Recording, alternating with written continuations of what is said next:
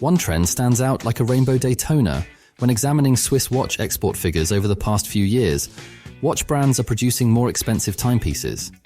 The FHH reported a 16% increase in watches, with an export value exceeding $3,470 in 2022 compared to the previous year. Since 2019, the average export value of a Swiss watch has risen by over 50%, from $1,150 to approximately $1,740. Have you noticed that luxury watch prices have gone up in the past year? Prices just keep going up without stopping, and at the same time, fewer people are buying watches compared to 2 to 3 years ago. So the big question is, what will happen next? Where are watch brands headed in the next 10 to 20 years? Are they going to become too expensive for most people?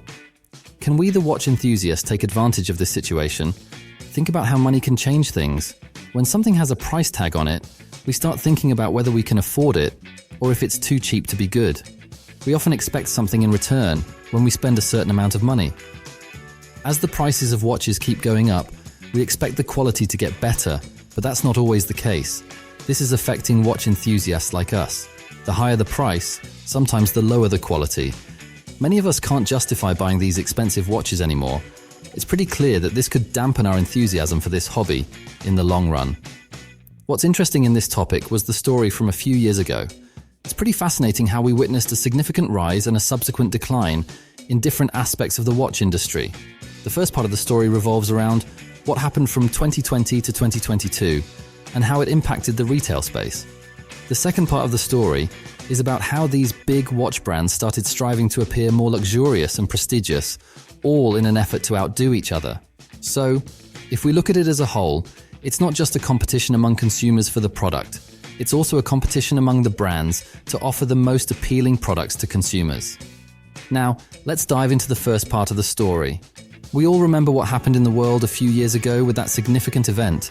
During that time, there was a massive influx of speculators jumping on the watch bandwagon. They were mainly buying watches with the sole purpose of reselling them on the grey market for a profit. This created a major shift in the watch enthusiast community, and many of us were frustrated. We were deprived of the watches we wanted because someone else had more money to spend. I'm not saying this was the case for everyone, but it was clear that some people were getting into the watch game for the wrong reasons. They were essentially getting in the way and preventing those of us who had been chasing these watches for almost half a decade from getting our hands on them. We witnessed virtually every popular model selling for double, triple, or even quadruple their retail prices, and it seemed absurd. We were collectively shaking our heads, knowing deep down that what goes up must eventually come down, and there's always an equilibrium to be found somewhere. During this time, the business was booming, and popular watch brands couldn't keep their most desired models in stock. Naturally, they struggled to keep up with the high demand, which created quite a frenzy and anxiety among these brands. Amid all of this, rival manufacturers were trying to outdo each other by offering watches with similar colored dials, with Tiffany blue being a significant trend. It seemed like every watch brand was trying to hop on this bandwagon. While the repetitiveness of rival brands was somewhat exhausting, it did provide a clear indication of what consumers wanted. There was a clear direction that brands could follow, and they were willing to meet these demands.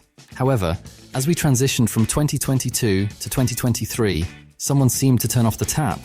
Many of the highly inflated secondary market prices for watches plummeted to the point where you might only pay 20 to 40% above the retail price instead of 3 times as much. So the bubble didn't burst, but it definitely deflated. Before we jump to the other side of the story, I'd like to highlight what Sylvain Berneron said last year. The whole industry is under massive supply stress right now. When asked about this, he said, "The credit, blame, is for Apple Watch for decimating the low end.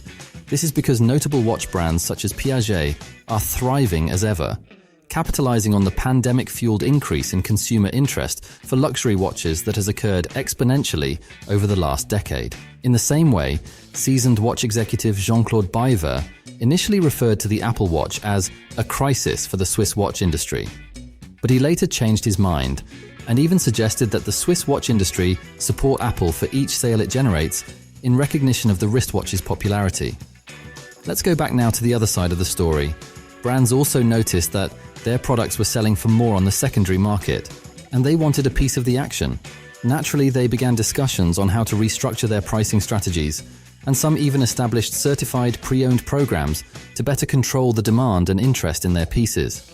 Essentially, all these brands wanted to make more money from each sale, especially when the demand was so high that they struggled to keep their items in stock.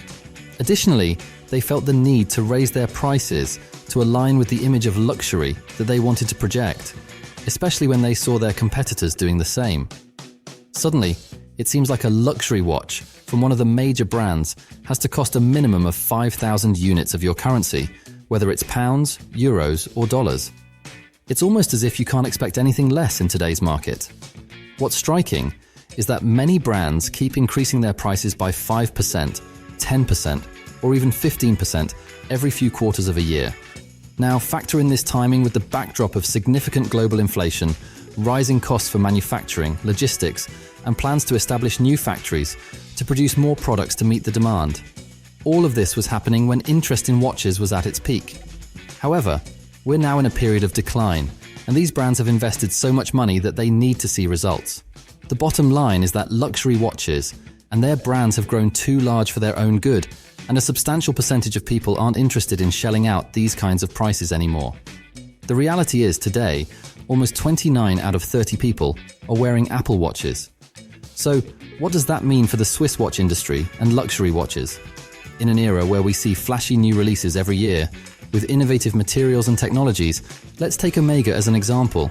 What made Omega stand out were their high-quality watches that were readily available for purchase. They boasted exceptional movements with advanced technology behind them, and they used to be more affordable than Rolex. As enthusiasts, we knew we were getting a great deal.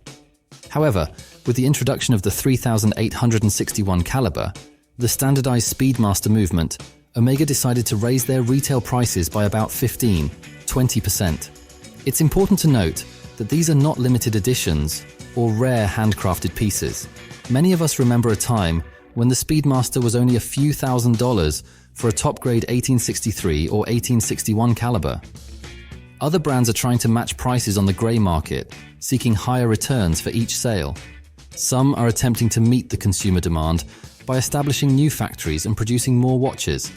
But then, there are brands that seem lost, trying different strategies without a clear direction. Many of us can't justify paying these current retail prices, and it reflects that these brands need a reality check. If brands keep increasing their prices, especially the big names, they probably won't sell as much product. This will negatively impact the next generation of watch enthusiasts and the industry as a whole. That concludes this video for today. Feel free to share your thoughts regarding this video in the comments section below. And to stay updated with our latest videos, like and subscribe to Luxury Focus. That's all for now.